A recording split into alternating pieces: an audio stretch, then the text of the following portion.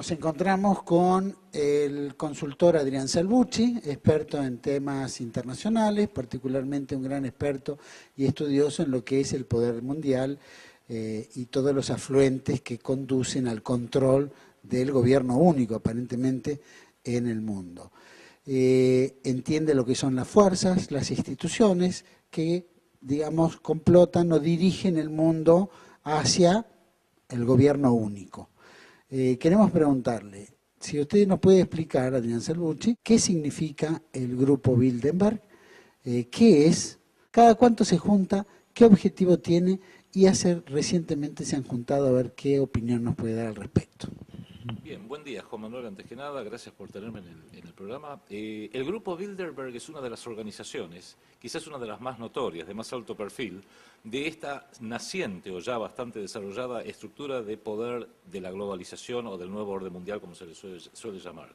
Una de las particularidades más grandes, especialmente después de la Segunda Guerra Mundial, es que el poder, la capacidad de hacer, la capacidad de lograr determinados objetivos sin pedirle permiso a nadie prácticamente, ese poder que tradicionalmente era público y estaba sentado en los estados nacionales, Francia, Inglaterra, Estados Unidos, Argentina incluso, en los últimos 40, 50 años ha migrado desde lo público hacia lo privado.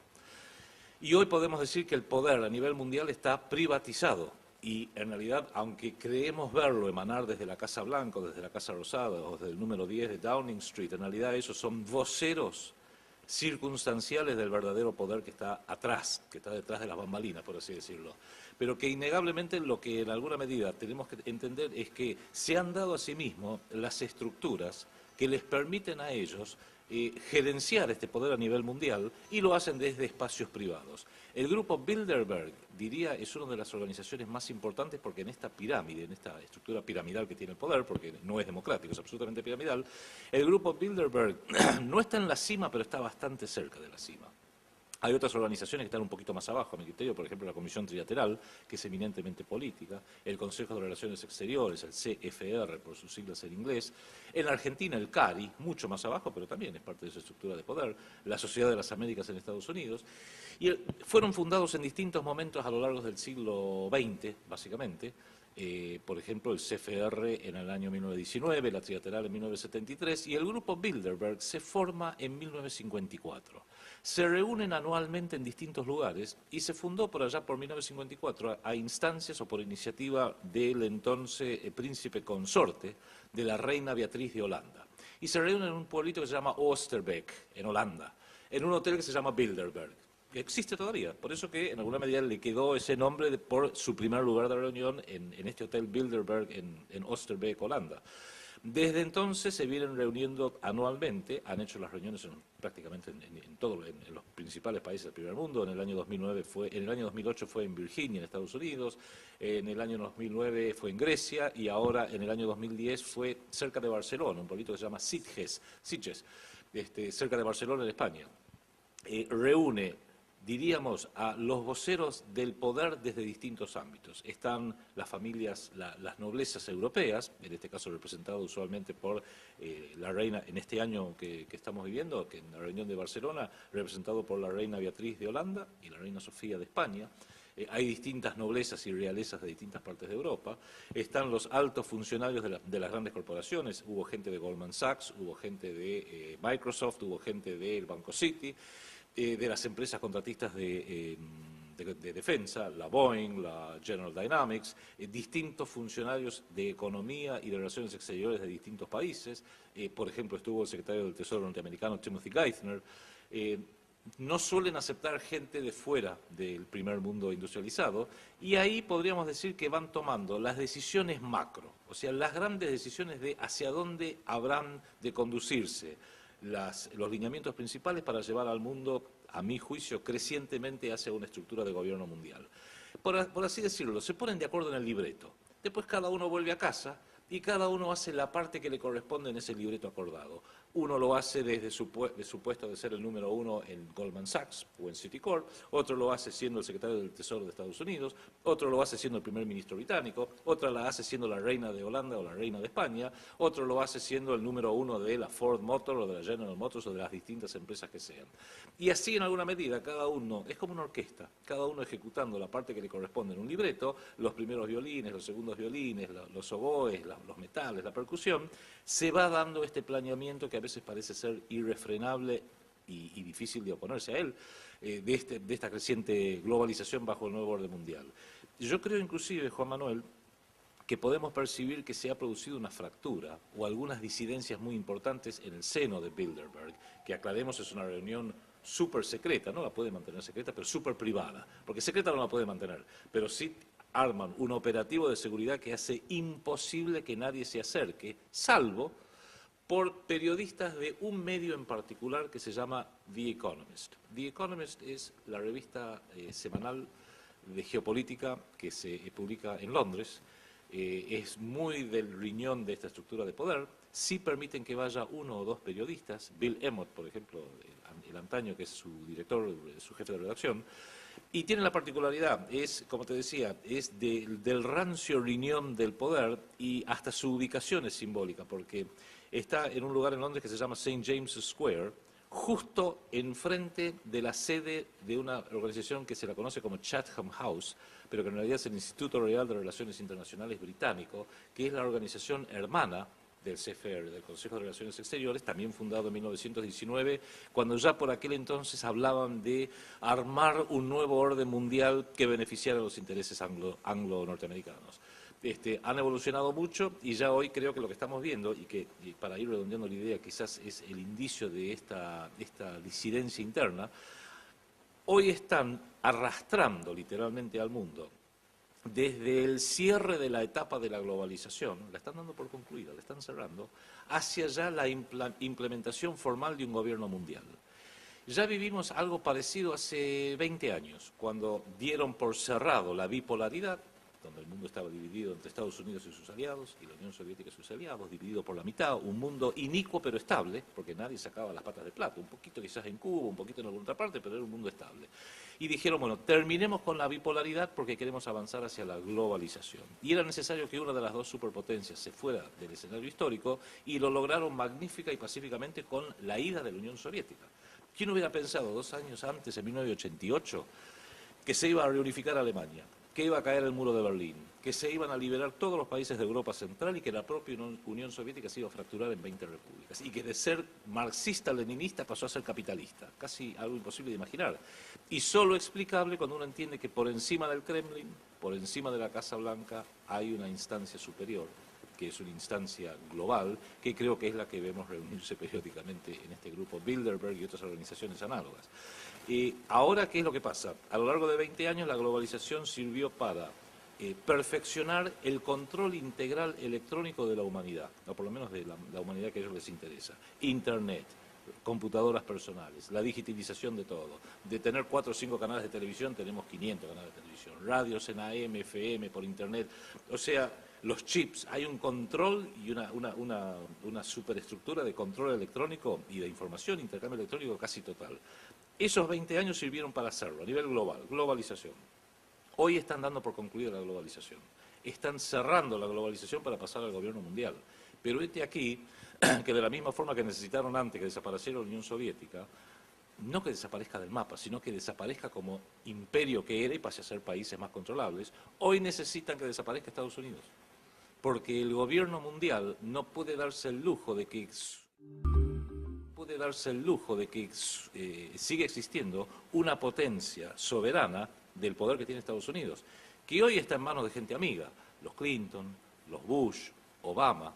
Pero ¿qué pasa si mañana un verdadero patriota llegara a la Casa Blanca y dijera, no me gusta la Reserva Federal, no me gusta la forma como se maneja la moneda con el tema de intereses, no me gusta lo que estamos haciendo en Irak, no me gusta este apoyo irrestricto y absurdo e irracional que mantenemos siempre a favor del Estado de Israel, vamos a hacer una política orientada al bien común y al interés nacional real del pueblo norteamericano? Y el que no le guste que nos venga a sacar. Peligroso. Entonces, Lo pueden matar. lo puede matar. Pues sí, está bien. No, no, por supuesto. Lo han hecho antes. Lo han hecho antes, pero lo digo de una forma simbólica. Digamos que mañana realmente un equipo auténticamente patriota se hiciera cargo de la Casa Blanca y que no lo pudieran sacar. Que sea un equipo civil, militar, industrial, realmente un cambio importante, no el cambio de una persona. Tenés razón. A Kennedy, en realidad cuando Kennedy tomó algunos pasos orientados al interés del pueblo norteamericano, ya sabemos cómo le fue. Y cuando Nixon hizo algo parecido, le destaparon un escándalo y también lo obligaron a renunciar. Pero aún así siempre estaría el peligro latente. Yo creo que vamos a ver, y con Obama, a mi juicio es el último presidente de estos Estados Unidos, va a venir otra cosa después, muy distinto, como Gorbachev fue el último premier de la ex Unión Soviética. Después vino Yeltsin, ahora está Putin, pero es otra cosa, ya no es más la Unión Soviética, son otro conjunto de países, poderosos por cierto, pero con otras particularidades. Y esta vez, al revés que hace 20 años, está asignado por mucha violencia, porque se dan cuenta que ya esto no lo pueden hacer en forma pacífica, sino va a llevar enorme violencia y con esto redondeo un poco la idea. Está signado por el logro de otros objetivos que hace 20 años eran prematuros y ya hoy no, y es que necesitan despoblar una parte importante del planeta. Hay 6.700 millones de habitantes, 6.800 millones, según se calculan las últimas estimaciones, y el modelo de gobierno mundial es para 1.500 a 2.000 millones de personas, que cada uno saque sus conclusiones. Y para la Argentina esto tiene una peligrosidad, no por sobrepoblación, sino por subpoblación. Porque en Argentina somos 40 millones de argentinos en un territorio 5 veces más grande que el de Francia. Argentina debería tener 140 millones o 240 millones de habitantes, pero somos apenas 40 millones. Las 5 provincias patagónicas, Río Negro, Neuquén, Chubut, Santa Cruz y Tierra del Fuego, tienen una población combinada de 1.600.000 habitantes. El partido de La Matanza, donde sale este programa, tiene una población de 1.500.000 habitantes. O sea, un puntito en el mapa de la República tiene la misma población que 5 provincias patagónicas. Y ha habido toda una ingenierización de mantener a la Patagonia despoblada, porque justamente los poderosos se las han arreglado para que eso sea una reserva, para que haga un futuro uso, lamentablemente no según el interés nacional argentino, del pueblo argentino, sino según los intereses de ellos.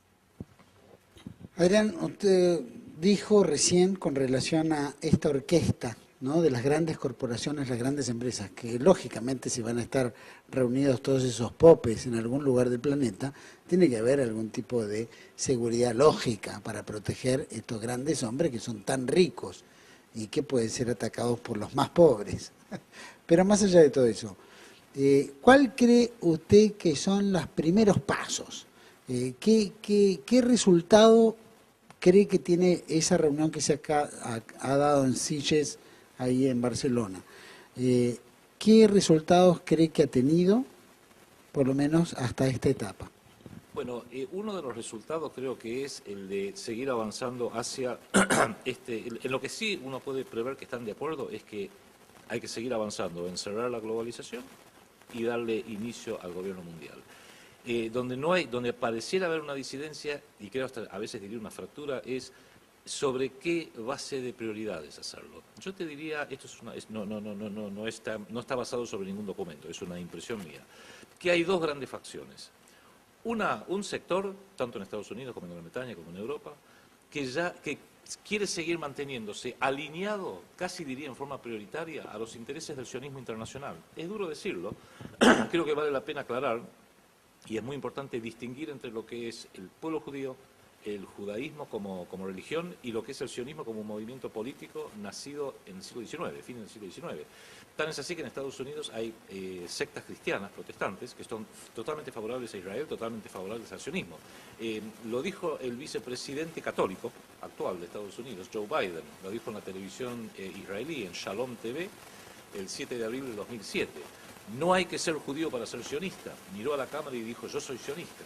Y tiene razón, porque en realidad el sionismo no es una religión, el sionismo es una ideología política ligada a un determinado Estado nacional, que hoy existe, que es el Estado de Israel en Medio Oriente.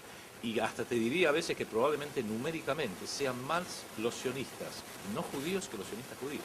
Y también hay muchos miembros de la comunidad judía, por ejemplo en Argentina, que no quieren saber nada con el Estado de Israel y que no están de acuerdo con el sionismo. Hay muchos intelectuales como Noam Chomsky, Norman Finkelstein, que no son sionistas, por más que sean de religión judía. ¿Qué es lo que ocurre entonces? Ha habido una tendencia de producir un alineamiento en esta nueva estructura naciente casi irracional e incondicional a favor del sionismo y del Estado de Israel. Tan es así que hubo dos profesores, miembros del CFR, el Council on Foreign Relations, el señor Stephen Walt, que fue decano de la Facultad de Ciencias Políticas de la Universidad de Harvard, mira, de los muchachos que te estoy hablando, y un colega que se llama John Mearsheimer, que es el jefe de la Cátedra de Ciencias Políticas de la Universidad de Chicago, fundada por Rockefeller. Y ambos escribieron un libro en el 2007 que se llama El lobby israelí y el lobby pro-Israel y la política exterior norteamericana, donde describen de una manera muy bien documentada a lo largo de 500 páginas, estamos hablando de dos profesores, realmente dos académicos de primerísimo nivel, van demostrando cómo las organizaciones, los lobbies pro-Estado de Israel, pro-sionistas, a través de un financiamiento de campaña, financiamiento de políticas, prebendas, incluso a veces a través del chantaje, con amenazas de terminar las carreras de cualquier diplomático, cualquier militar, cualquier político que no se alinee a sus intereses, han logrado, y lo dice así literalmente este libro, han logrado torcer la geopolítica o la política exterior norteamericana para que priorice el interés nacional de Israel por encima del interés nacional de Estados Unidos. Durísimo lo que dice. Y durísimo porque está muy bien documentado. Menciono este caso porque quizás es un libro paradigmático y muy importante que nos demuestra cómo hay un sector que quiere seguir con ese alineamiento, que los va a llevar probablemente a una tercera guerra mundial, porque desde el fracaso catastrófico de Israel con la invasión del sur del Líbano a mediados del 2006, Israel se transformó en un estado prácticamente inviable. Israel, sin el apoyo irrestricto y permanente de Estados Unidos, no sobreviviría ni 24 horas. Estados Unidos, por supuesto, le ha dado bombas atómicas. Entonces, recordémoslo, si hay un Estado que tiene armas de destrucción masiva en Medio Oriente es el Estado de Israel, no ninguno de los países árabes, por más que los grandes medios alineados con el sionismo nos quieren hacer creer otra cosa. Entonces está este sector que quiere mantener esta alianza irrestricta, representado por los Kissinger, representado por los Rothschild, representado por los Warburg, representado por los Rockefeller inclusive, y otros sectores que quieren ir hacia un gobierno mundial pero que no esté tan centrado en el interés irrestricto del Estado de Israel, creo que hasta por autopreservación, porque ven que esto nos puede llevar directamente a arrastrar a Estados Unidos, a Gran Bretaña, a una guerra contra Irán que probablemente va a ser con el uso de armamento nuclear. Ya a partir de ahí sería muy difícil saber qué es lo que va a ocurrir. Y esa fractura se nota. Y creo que se nota también en los avances que sigue haciendo cada vez más Israel con las amenazas abiertas de un ataque unilateral contra Irán. Va a ser un ataque nuclear por las características de los lugares que ellos quieren bombardear, que es donde tiene su programa muy bajo tierra Irán. Si hubiera un ataque unilateral israelí en contra de Irán con armamento nuclear, la reacción de Irán va a ser durísima. Seguramente la destrucción que ocurre en Irán, los grandes medios, CNN, acá localmente el Diario de la Nación, Clarín, C5N, no lo van a transmitir. Cuando venga la reacción de Irán contra Israel, eso sí lo van a transmitir con fotografías terribles del ataque el contraataque iraní contra Israel, si se produjera, muy lloroso, generando simpatía, generando una auténtica guerra psicológica a favor del Estado de Israel y en contra de Irán. Eso, visto en Estados Unidos, visto en Europa, va a arrastrar la simpatía de la opinión pública a favor del Estado de Israel, va a arrastrar a Estados Unidos y Gran Bretaña a esa guerra, y a partir de ahí no digo más nada porque lo que puede llegar a ocurrir después nadie lo sabe.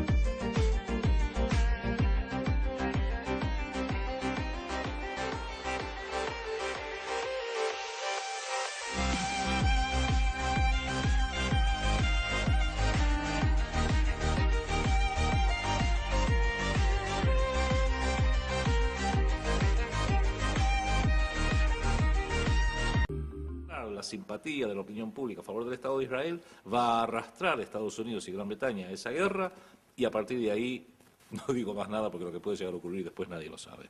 Eso sería una guerra mundial. Sería una guerra mundial donde lamentablemente Argentina no puede permanecer neutra por los errores criminales de nuestro actual gobierno. porque Argentina se ha alineado en el caso de la AMIA en forma irrestricta detrás de la geopolítica de Estados Unidos y la geopolítica del Estado de Israel, y esto lo ha explicado magníficamente el doctor Juan Gabriel Abaqué, incluso en este programa, porque en base a inteligencia, lo digo muy entre comillas, provistas por la CIA, el Servicio de Inteligencia Norteamericano, y por el Mossad, el Servicio de Inteligencia israelí, el gobierno Kirchner ha acusado, sin ningún otro tipo de fundamento, a Irán de ser el autor, el mentor del ataque a la AMIA, en base a un inexistente coche bomba, la famosa van que se le acusa a Tejeldín y que le pagó el juez Galeano $400.000 provisto por el señor Beraja, entonces presidente de la DAIA, para que se autoinculpara y culpara a la policía de la provincia de Buenos Aires para poder generar así una falsa pista que iba a llevar a Siria e Irán. En base a esa información absolutamente falaz y mentirosa, hemos acusado injustamente a un pueblo, Irán, que es un pueblo con el cual Argentina tiene todas las razones para tener relaciones pacíficas de todo tipo y ningún tipo de conflicto. Con lo cual, del punto de vista de Irán específicamente y del mundo musulmán en general, que se siente muy agredido por Estados Unidos, Gran Bretaña y el Estado de Israel, a la Argentina la visualizan no como pueblo, sí este gobierno Kirchner, absolutamente ignorante en muchas cosas y perversos en otras, cuando se trata de geopolítica, lo perciben como un pueblo que está alineado en contra de ellos. Incluso el reciente relevo del señor Tajani como canciller y su reemplazo por un sionista como el señor Timerman es, lamentablemente, agregarle otro peso más a favor de una percepción muy negativa de la Argentina respecto de cuál es nuestra posición en todo este conflicto venidero. Dios quiera que no se desate el conflicto, pero si se desata una guerra, sepámoslo que y nuestro gobierno nos ha colocado claramente en un bando conflictivo en contra de todo el mundo musulmán, a favor, sin nada a cambio, de Israel y de Estados Unidos, y si llegara a haber algún efecto, eso llegara a traer un efecto, y bueno, en alguna medida es previsible, ¿no? Claro, nos ha puesto en una situación en la cual casi definitoria, como para culpar o no culpar a determinados estados y generar todo este conflicto. ¿Usted cree que todo eso, con un cambio de gobierno, con el mundo político que está, digamos, entrando en la carrera de la disputa por el 2011, va a llevar a clarificar un poco sobre ese tema de esos atentados de la Embajada de Israel y de la AMIA, que es lo que nos ha llevado a esta confusa situación? Juan Manuel, lamentablemente, y esto no es por pesimismo, sino por una enorme cuota de pragmatismo que solemos tener quienes observamos estas cosas, y que creo que usted va a estar de acuerdo, lamentablemente no. La Argentina está sujeta a un triángulo perverso. Y ese triángulo perverso, por supuesto, tiene tres ángulos. El primero son la gente que ocupa los puestos del gobierno. O sea, este sistema mal llamado democrático está armado de forma tal que los peores elementos sistemáticamente llegan a ocupar la presidencia, los ministerios, las gobernaciones, por supuesto el Congreso.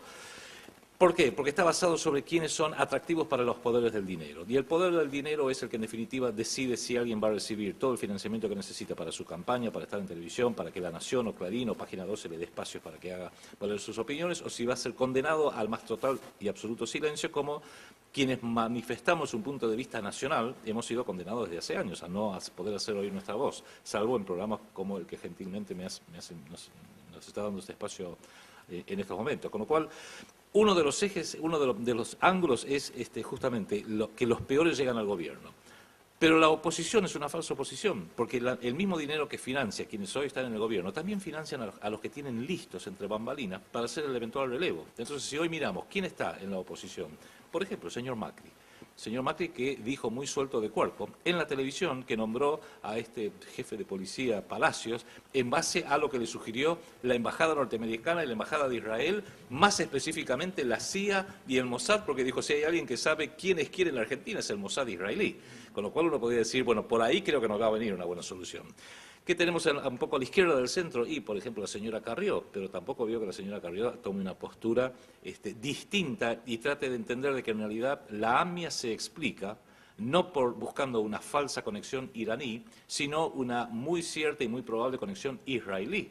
Porque en el momento que esto ocurrió, en 1994 y antes 1992 en la embajada, había una enorme lucha intestina dentro del Estado de Israel, que llegó a culminar, a su punto cúlmine, un año y 4 meses después del terrible bombardeo de la embajada de la AMIA, porque había un primer ministro israelí entonces, Yitzhak Rabin, que realmente estaba buscando la paz, estaba buscando una solución pragmática de darle a los palestinos un Estado, permitió que volviera a Yasser Arafat el 1 de julio del 94, 2 semanas antes de la voladura de la AMIA. Siguió avanzando, hizo la paz con Jordania, realmente Rabin quería una solución. ¿Qué le pasó a Yitzhak Rabin en noviembre de 1995, un año largo después de la AMIA? Lo asesinan en la vía pública como primer ministro en la propia Israel. ¿Quién lo asesinó? ¿Un fundamentalista árabe? No. ¿Un neonazi? Tampoco. Un joven de nombre Igal Amir, vinculado al Shin Bet, que es el Servicio de Seguridad Interior del Estado de Israel, y vinculado a todo el movimiento de los que hacen estos asentamientos ilegales en tierras palestinas, que son digamos, la ultraderecha nazi, porque no hay otra forma de describirla, de los propios israelíes. Con lo cual, nadie busca, ni en gobierno ni en la oposición, esa alternativa.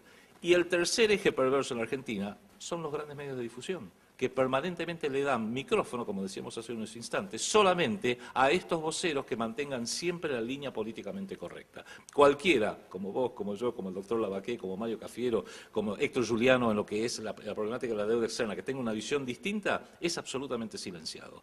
Y así son los propios medios de difusión, también financiados, lo que permiten que gire eso que le hemos dado en llamar la calecita de la política argentina. Y en esa calecita no ha de sorprendernos que siempre encontremos los mismos burros, los mismos caballos, una chancha que parece que gira una y otra vez, y en los últimos años hasta han subido una yegua, que la tenemos permanentemente también girando en esa calecita. Pero los dueños de la calecita saben que ellos son los dueños del show, y ¿te acuerdas cuando éramos pibes y nos llevaban a la calecita? Alguien le va a dar la sortija y le termina dando la sortija a quien quiere. Y este sistema también le termina dando la sortija a quien quiere. Con lo cual, para responder, mientras tengamos este sistema donde tenemos una mal llamada democracia, totalmente subordinada al poder del dinero, y aclaremos, el dinero no es democrático, ni tiene por qué serlo, vamos a seguir teniendo este sistema falaz donde solamente nos van a dar la elección entre un poquito a la izquierda del centro, un poquito a la derecha del centro. O sea, es como que te den a elegir entre Coca-Cola y Pepsi-Cola. Si alguien llega a decir, pero mire, en realidad es el mismo brebaje, marrón, dulzón, con burbujas y no me gusta, quiero un mate, el solo hecho que digas que querés un mate ya te van a tachar de anarquista, de comunista o, como decía Jauretche, de nipo nazi falango peronista o algo por el estilo. Para concluir, y haciendo una revisión de vuelta sobre el tema del grupo Bilderberg, ¿usted cree que si dentro de las resoluciones que han tomado tiene que haber una reducción importante de la población, cómo cree que se llevaría a cabo esa reducción? Ya creo que lo estamos empezando a ver. Los planeadores de todo esto, los que hacen el planeamiento, porque acá hay toda una reingenierización que a veces se planifica a tan largo plazo que no lo reconocemos como tal. Recordemos que en la vida individual de cada uno de nosotros, tuya, mía, de cualquiera que nos esté escuchando, uno puede planificar a 6 meses, un año. Toma decisiones y, qué sé yo, se muda, empieza una carrera, cambia de trabajo. Los tiempos son breves, 6 meses, un año. Si tenés una empresa, ya necesitas planificar a 2, 3 años, porque tenés que ver, bueno, cómo va a ser el mercado en el futuro, qué pasa si el dólar sube, baja, lo que sea. Si planificás para una nación, cosa que en Argentina no se hace desde hace por lo menos 50 años, 40 años, pero la planificación para una nación debiera como mínimo planificar a 10, 15, 20 años. Pero si pretendés reingenierizar a un planeta entero, tenés que planificar a 40, 50, 100 años. Y esta gente viene planificando a 40, 50 y 100 años, Juan Manuel. Y en esa planificación saben que ciertas cosas las tienen que ir llevando despacito. Incluso saben que algunos procesos son muy rápidos. Las finanzas se modifican en segundos. La economía se modifica semanas, meses, quizás años. La política lleva, bueno, como el sistema democrático, cada 4 años. Los paradigmas culturales son generacionales. Por eso es que a veces hay tantas brechas generacionales, porque justamente saben que para cambiar la forma como la gente piensa. Imagínate la locura esta perversa y absurda del matrimonio gay. La lograron ahora, hace 25 años que proponían algo así, creo que iban e incendiaban el Congreso.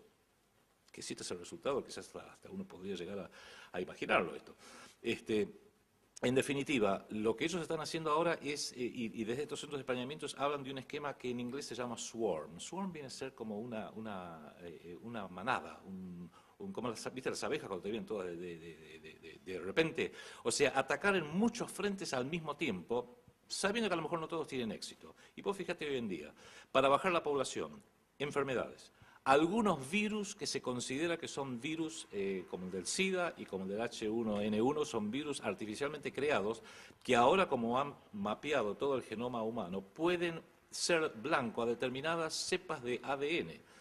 Hay una voz que salió, lo dijo Alvin Toffler, uno de nuestros grandes futuristas, que dice, es muy probable que estén trabajando en algo que va a tener como blanco para enfermar solamente a gentes de la raza amarilla. China se va a resfriar, lo han dicho varias veces, que China se agarra un gran resfrío. ¿Por qué? Porque pueden llegar a ser determinadas virus, que son moléculas, para que solamente afecten a la raza negra o a la raza amarilla, o a algún otro sector. O sea, estamos yendo hacia eso. No lo van a decir públicamente. Agreguémosle las guerras. Las guerras son siempre, especialmente las guerras civiles, especialmente las guerras civiles en África, son de cientos de miles, los bajan ahí de un saque. Agreguémosle el flagelo de la droga, agreguémosle la pobreza, agreguémosle la guerra social que lo vivimos en la propia Argentina, agreguémosle las guerras reales que van a venir, las guerras como las que estamos viendo en Medio Oriente, los desastres ecológicos. Si uno ve todo esto, es como que va siendo un creyendo hacia un sistema que tiene como subproducto la creación, la reducción de la población. Incluso en un país como la Argentina lo vemos, con todos los problemas que tiene la Argentina, gravísimos, nuestro honorable, benemérito Congreso se dedica a promover una ley de matrimonio gay, que es reductora de población, porque, perdón, espero no molestar a nadie, pero los homosexuales no se reproducen, y ahora viene una ley del aborto, que no solamente es para prevenir, sino directamente es para aniquilar, para destruir, para asesinar a niños. Y uno dice, pero como en un país como la Argentina, que necesita población, y promueven eso. Y sí, porque justamente gobierno, oposición y multimedios están ahí para cumplir con los objetivos de la estructura de poder mundial que quiere la Argentina, con baja población, como cuando uno va a recuperar un departamento que le pertenece, libre de intrusos. Vacío y libre de intrusos. Con lo cual creo que sí, ya estamos empezando a ver cómo estas estrategias reductoras de la población están empezando a tomar forma en sus ejes, y el día que las larguen a andar en serio, que se desate una verdadera guerra, una verdadera tercera guerra mundial, que se desate un auténtico desastre ecológico, que larguen alguna epidemia, porque hasta ahora han sido, creo, globos de ensayos, la gripe aviaria, la gripe porcina, el SIDA mismo, que ya data de los años 80, pero que digan, tenemos el virus posta que solamente va a afectar a los chinos, o que solamente va a afectar a los negros de determinada tribu. A partir de ahí creo que vamos a ver cosas terribles y también nos van a afectar a nosotros, desde luego. Muchas gracias, Adrián. Un gran gusto, Juan Manuel.